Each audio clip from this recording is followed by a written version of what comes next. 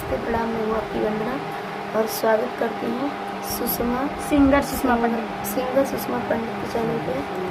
और सुषमा जी एक प्यारा सा गीत गाने जा रही है, गजरी गीत है, तो आप लोग वीडियो फुल देखें और गीत का आनंद लें।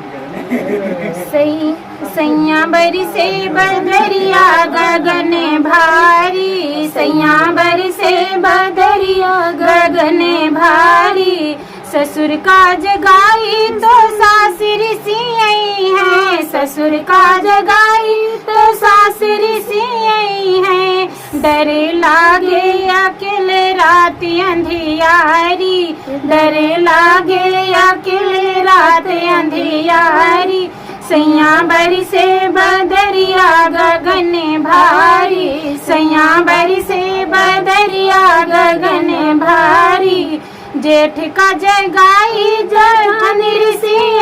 है, जेठ का जगाई जेठान ऋषि है,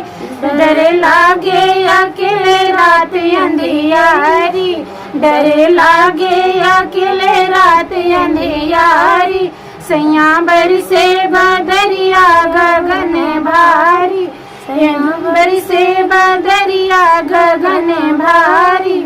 देवर का जगाई ननद ऋषि